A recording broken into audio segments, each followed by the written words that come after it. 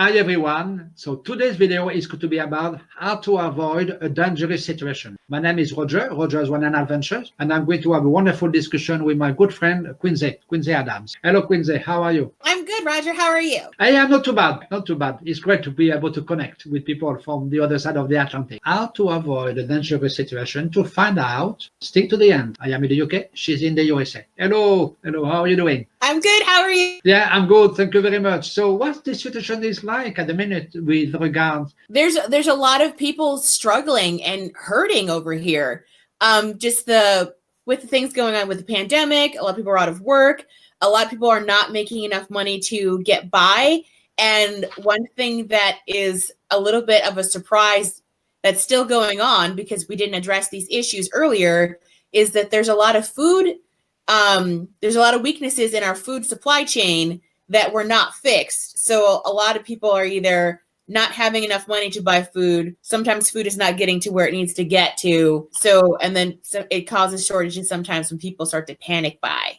Yeah, that's true. Panic buying does happen in the UK as well, especially with what's going on at the moment. And there is definitely a problem with food. There is a problem with people going hungry and stuff like that. And it's bad because the UNICEF are just intervened in the UK to feed so many children who are actually just on the wrong side of it. It shouldn't happen in the UK. So there is definitely a big problem. How do we avoid this kind of danger? Well, one thing that you can do is to learn to be a tiny bit more self-sufficient and start to grow some of your own food. You can definitely take the edge off of not having enough money to buy all your groceries by growing a small portion of your own food. So you don't have to have a whole lot of space for that, and you can avoid disaster if you've got something.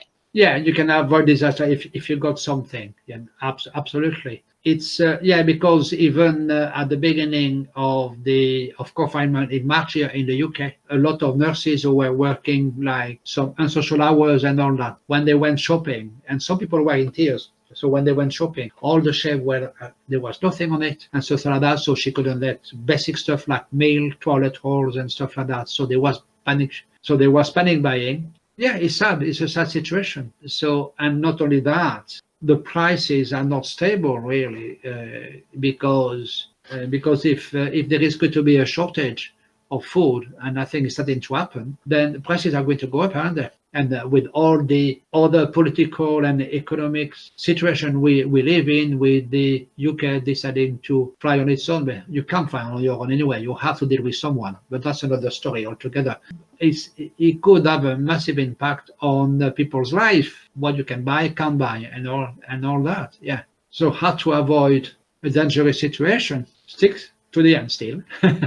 And personally, I started to create my small gardening project. So I started to grow some pea shoots, and you showed me how to do that. And that was great, really, because when I ate them, it was very nice, to be honest. I put that with when I was cooking my meat and all that, and my vegetables, and I added with the onions, I added the pea shoots, the grown one, into the frying pan for a couple of seconds or so, and then I did enjoy it. Absolutely. So you can see the picture of it. You can see that. And so, yes, it was nice. And the next project was to grow some carrots, but I've been struggling with regards to getting a growing lamp and what to buy and all that. So it's taken, so it takes time to set up a project, in other words. Yeah. It does, but I think that, like, with potential shortages, particularly in the US, one of the things that have been that we see most commonly shortages of are meat, because there's the meat packing places have been shut down. There's not enough meat getting to the grocery stores to the end users. So, and a lot of people, their diet relies a lot on meat. But if you supplement that a little bit with more vegetables, which are easy to grow at home, then you can still get a nutrient dense meal.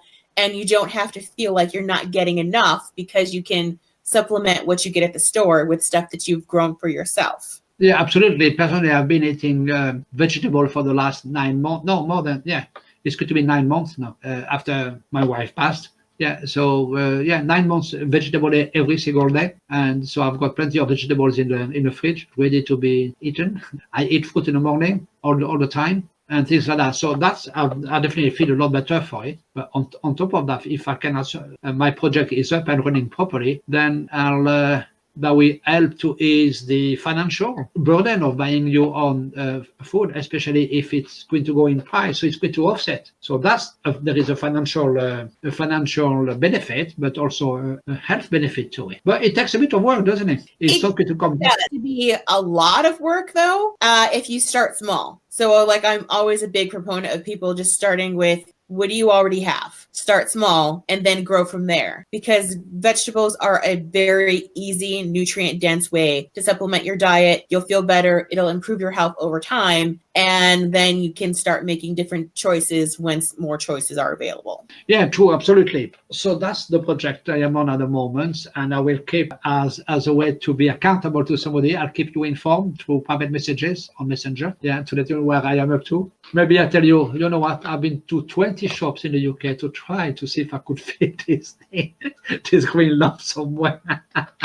Yeah, I've been to a few, and for some reason I couldn't find anything. But I'll try again. I'm not going to give up until I get something. So my role next year that's what it's going to be. So that's project number one, because I've got another project in mind. But that's going to be, keep watching our videos, then you'll find out in one of the next videos what the other project is. Okay. I look forward to that. Yeah, I've got another project in mind, but one step at a time. We cannot run before we can walk, we often say. And then the first step is the most important one in a 1,000-mile journey, isn't it? And often it's difficult to take the first step. It's a matter of decision, isn't it? It is. It's a decision, but it's also change is not easy for everyone. No, that's true. It's so true. Change is not easy for everyone. And personally, I've changed my shopping habit. It took 6 months for me to change that shopping habit, because we used to go to one of the big stores here, Sainsbury's, not to name it.